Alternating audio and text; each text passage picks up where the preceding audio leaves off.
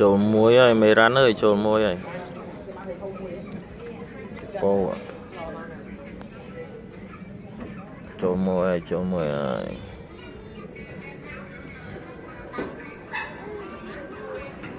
Kiến xoài. Đã bắt đầu cho bị đàm. Đã bắt đầu cho chín mọt tất. Trộn muối và chất cái lạc lỗ đây. Trời pra.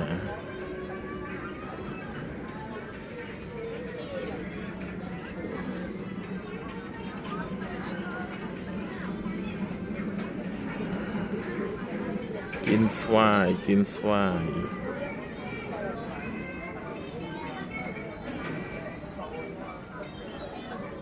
Đã được chất tế này, chất tia tất.